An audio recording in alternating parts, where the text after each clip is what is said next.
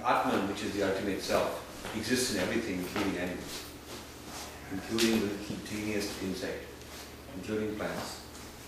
And so how do you interact with that? You don't necessarily have to, there are forms of life that you cannot communicate with, but they are there.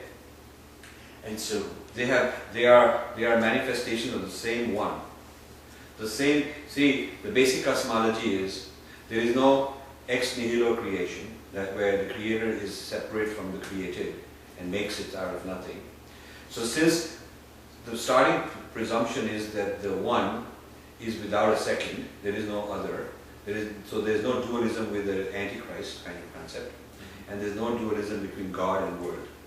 Oh, interesting. Okay. So if there can't be any other, because wherever there is another, then the logic comes in to argue that something or other is faith. Yes.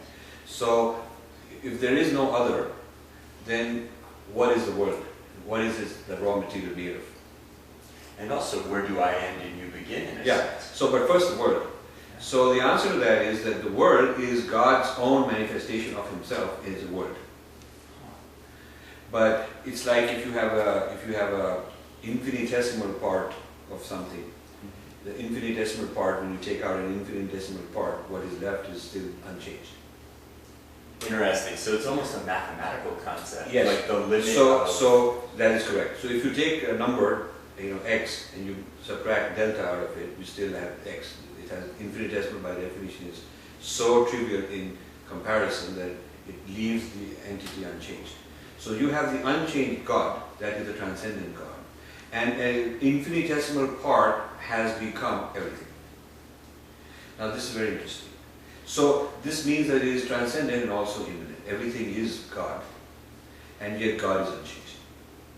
Oh, that's fascinating. It is. So It is not pantheism, because pantheism doesn't have a transcendent God, and it's not monotheism, because monotheism has only a transcendent God.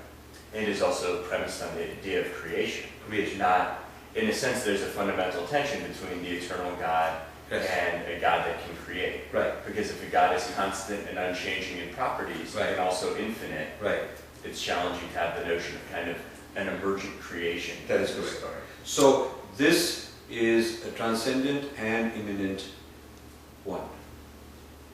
So the world is therefore sacred, because everything is basically God's form.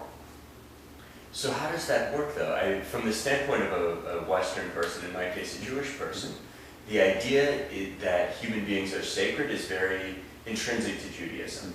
But the idea that we are also almost literally united with God would seem overwhelming. It would seem... It would. So here's an idea. So here's the thing. Suppose Joshua is acting in a play. And in that play you have to perform the role of, Mr. X. So it's Joshua performing X. Yes. Correct? Now, when you are performing X, are you X or are you Joshua? Oh, interesting. So where does your identity end when you're playing a specific role? Right. So I would say, let's say you write it as Joshua as X. So the character on the stage is Joshua as X. Correct? Joshua as performing X. You cannot say that this is X, because that would mean that X is real by itself. It's really Joshua as X. It's not X. It's a hybrid form. It's a manifestation of Joshua transformed as X for role playing and a temporary role. Because after you are done, you go home and you're Joshua again. And so that's metaphorical for human beings. God as man. Well, then what's the purpose of human life? Wait. But first let's look at it. Yeah. If it's Joshua as X, yes, right? Then when enacting X, the X does not know I'm Joshua. He's forgotten. The X doesn't know that he's Joshua.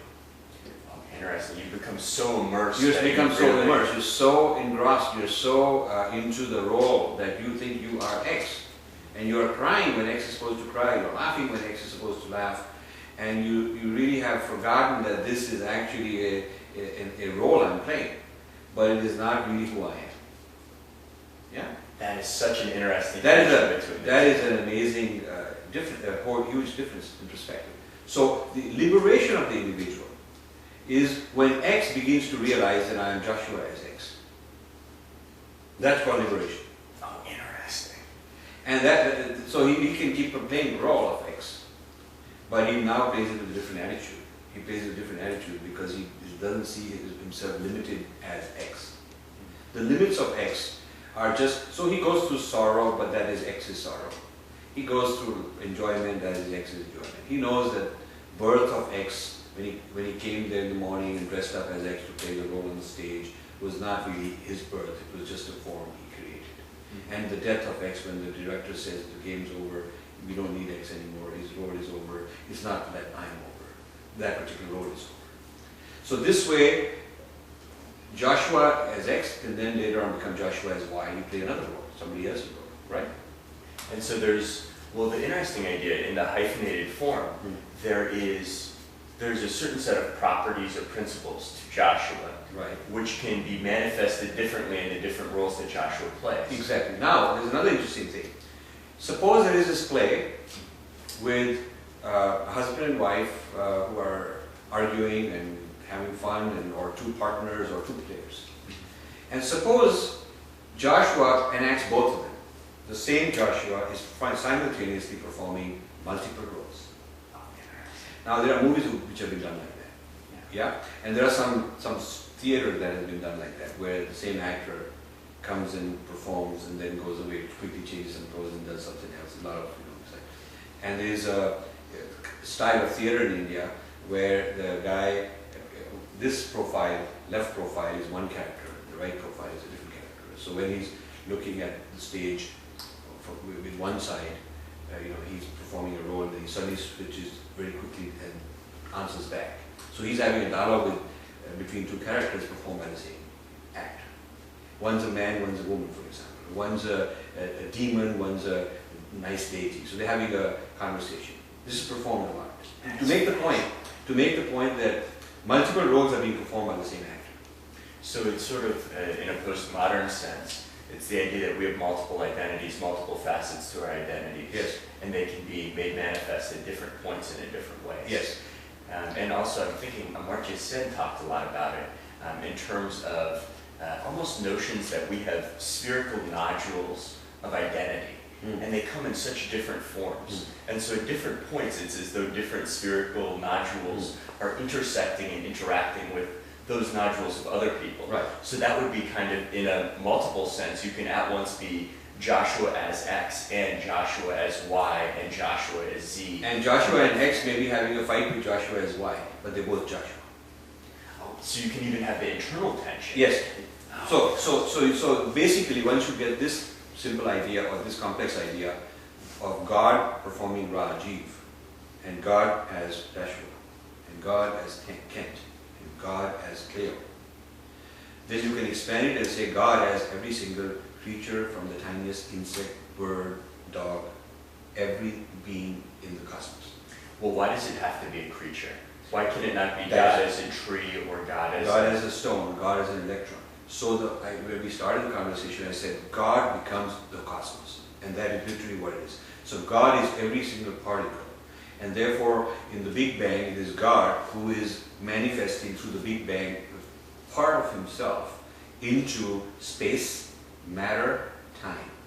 And therefore there is no conflict between creation and evolution in the Hindu system, because this whole evolution, scientific evolution, is a outgrowth of God being involuted in the space-time matter matrix.